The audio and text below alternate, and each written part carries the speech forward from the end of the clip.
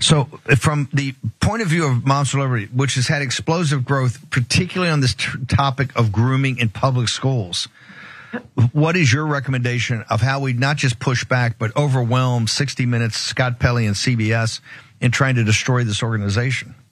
Yeah, we're going to continue to speak out about exactly what it was we talked about in the interview and the work that our moms are doing. You know, Steve, one of the things that was really important that Scott Pelley didn't do last night was actually show me reading from the books to him. So the truth of the matter is, it's 60 Minutes that censors. That is Moms for Liberty co-founder Tiffany Justice, who has fled to conservative media, Steve Bannon of all places, to do some damage control for the interview that they alluded to in that on 60 Minutes, where they looked horrible. They could not explain their positions. They weren't interested in trying to explain their positions. They're not comfortable facing tough questions, which is why they immediately ran to Steve Bannon, who has no ability deep down to his bones to challenge them in literally any way. Before we continue with the story, we depend on members to keep on going. Don't wait. Click join now on YouTube. If you didn't see the interview, I would love to show you some excerpts, but they would sue us into the ground. So instead, I shall summarize. They were asked point blank, her and another one of the co-founders, by Scott Pelley, who they talked about right there, saying what ideology they were scared of children being indoctrinated into. It's a claim that Moms for Liberty often makes. The other woman with her said, let's just say children in America cannot read. To which Pelley then responded via voiceover. They often dodge questions with talking points. And I swear, I'm not even sure, the pause might have been longer. He asked them this question. They make these huge claims, Moms for Liberty does, about, like Steve Bannon talked about, grooming in schools and indoctrination. He asked, what?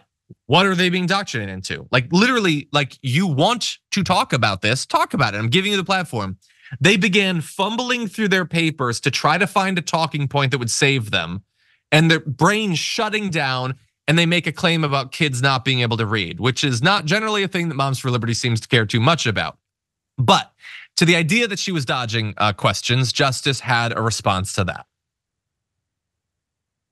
It was, heavily edited and cut to try to make us seem like we weren't sure about the real issues that are plaguing American families and children. But to be clear, we're very sure of the issues that are plaguing American families.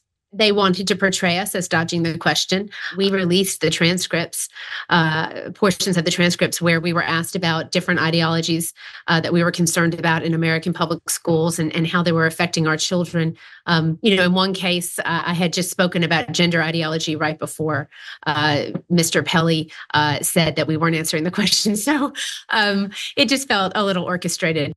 I swear I talked about, please keep giving money to our organization. I watched it. They had no, if gender ideology is the thing that kids are being indoctrinated into, first of all, if you actually believe that, you're an utter moron. But let's say that you believe that. Why didn't you say that? You didn't say that. You fumbled and stumbled and bumbled into, I guess kids know read. And I get why they have to do the damage control. I get why they're going to avoid doing any more, even theoretically, potentially combative interviews and instead go to a person like Steve Bannon. It's because they can make baseless claims about grooming without experiencing any pushback, without having to offer any evidence. Steve Bannon can just say that they're groomers. You can agree, and you avoid the difficult thing of somebody saying, well, how exactly? Who is doing the grooming? What grooming are you seeing? And you having nothing to respond with. And so, look, we have some more that we might get into from that. But Sharon, I wanted to bring you on. The Moms for Liberty is having a very difficult period, okay? Not only with this disastrous interview, but I will remind everyone, if we want to just jump ahead in terms of the graphic, they have a sex scandal of their own. They pretend to worry about the sexual mores of schools. One of their founders was involved in this threesome that obviously has really complicated her presence in the organization. So I think that they have less of a position of prominence in the Republican Party than they did a year ago. And I think it's making them a little bit desperate. Desperate and foolish, more so than usual. Why would you even go on 60 Minutes? By now, we all know what's going to happen, right? I saw the same woman on sitting opposite Joy Reid. Not much better here. It's loopy to me that if you are going to go on the program, do you not have a publicist or someone who's going to prepare you with some talking points that move beyond. I mean, this wasn't even a follow-up question. It's a foundational question, okay? Why are you doing what you're doing? And that's where you say, I was moved to action because, not pregnant pause. No. If you want kids to read, stop taking away their books. These are women. My mom used to watch a lot of QVC growing up. I said to her one day, why are you watching so much QVC? And you know what she said? Because I just need someone to talk to. That's all these women are doing, okay? A little more devilish. QVC is great if you're into buying things and you like to see shiny objects flash across the screen and you can do it on a payment plan. These women just want to talk and interact and have friends other than themselves. That's all they're doing here. I'm assuming now that any chance of a sponsorship by QVC is out the window because that was brutal. It's great. Yeah, no, I think that you're largely right. People want to get together, and in particular, what if we had a cause? What if we were doing something important that made us morally superior? Now, yes, there are tons of actual causes that are difficult to solve. That's too tough. I don't want to do that. What if we made up a boogeyman of gay second grade teachers and we fought that? It's easy to win because it doesn't exist. That's what it is. And that's why all of these people in this movement are so utterly unimpressive intellectually.